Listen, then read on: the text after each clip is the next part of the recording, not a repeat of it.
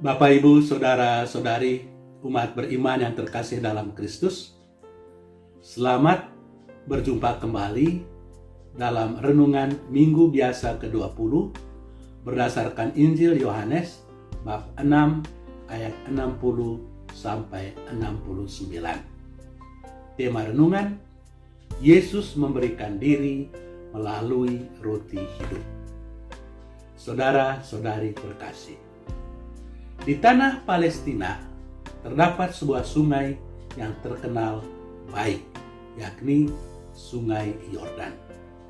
Sungai Yordan mengalir dari pegunungan Hermon di wilayah utara ke arah selatan dan menghidupi dataran dan lembah-lembah yang dilaluinya menuju dua danau. Danau pertama adalah Danau Genesaret, danau air tawar yang memberi hidup kepada manusia, ikan, tumbuh-tumbuhan, dan marga satwa. Setelah singgah sebentar di Danau Genesaret, Sungai Yordan melanjutkan perjalanannya ke selatan, mengairi tanah-tanah gersang di sepanjang perjalanan hingga akhirnya dia bermuara di Laut Mati. Ada perbedaan yang besar antara Danau Genesaret dan Laut Mati.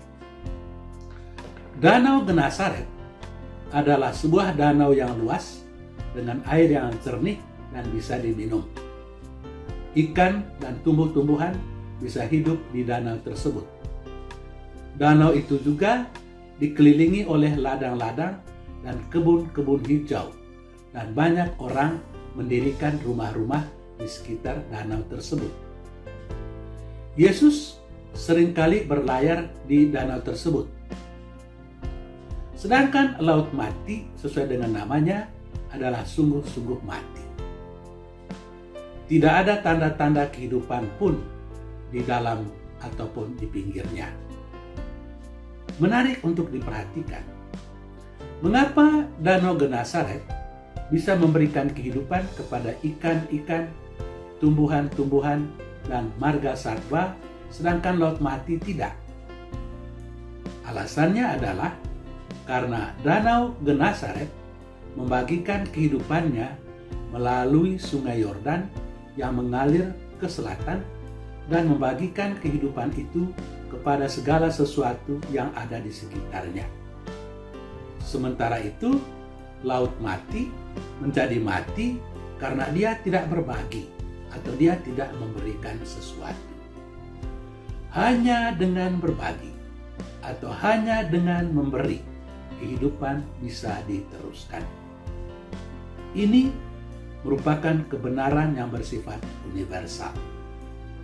Kita hidup dan terus hidup karena ada orang lain yang mau berbagi dengan kita.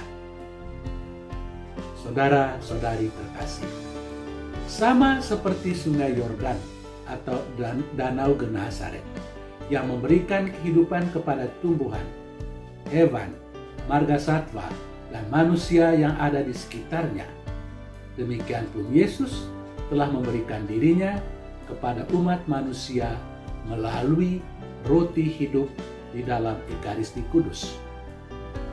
Di dalam Injil hari ini, Yesus memberikan penjelasan tentang Ekaristi Kudus yang puncaknya adalah memakan tubuhnya dan minum darahnya. Barang siapa makan dagingku dan minum darahku, ia mempunyai hidup yang kekal, dan aku akan membangkitkan dia pada akhir zaman.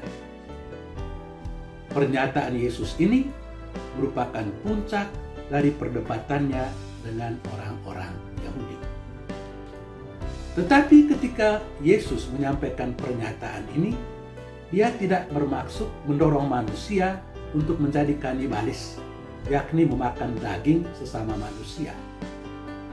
Makan tubuhnya dan minum darahnya berarti makan tubuh dan minum darahnya yang hadir di dalam Ekaristi Kudus, sebagaimana dinyatakannya pada perjamuan malam terakhir ketika dia mengatakan, inilah tubuhku, inilah darahku lakukanlah ini untuk mengenangkan daku.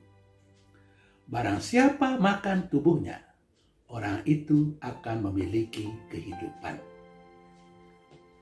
Saudara-saudari terkasih, laut mati menjadi mati karena dia tidak bisa berbagi, tidak bisa memberi.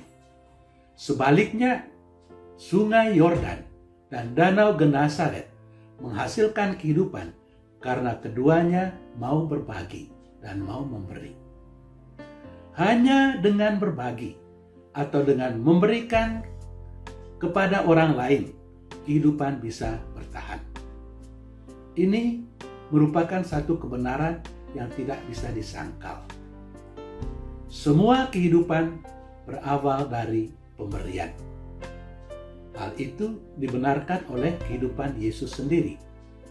Dia memberikan dirinya di dalam Ekaristi Kudus secara nyata supaya kita memperoleh kehidupan sejati. Saudara-saudari terkasih, ajaran tentang Ekaristi Kudus merupakan satu hal yang membedakan gereja Katolik dari gereja-gereja lainnya. Bagi banyak gereja Kristen, kehadiran Yesus di dalam Ekaristi Kudus merupakan satu simbol semata-mata. Sedangkan bagi orang-orang Katolik, kehadiran Yesus di dalam Ekaristi Kudus adalah real. Inilah tubuhku, inilah darahku yang ditumpahkan bagi kamu. Dalam bukunya yang berjudul Rome Sweet Home, suami istri Scott dan Kimberly Ann, dua orang ahli teologi Protestan, mengisahkan pengalaman mereka bagaimana mereka kembali ke gereja Katolik, antara lain karena interpretasi yang benar mengenai Ekaristi Kudus oleh gereja Katolik berdasarkan teks Injil Yohanes bab 6 yang kita dengar hari ini. Ini merupakan kekayaan dan jaminan bagi kita untuk bisa masuk ke dalam kehidupan kekal dan sejati. Tuhan memberkati kita. Amin.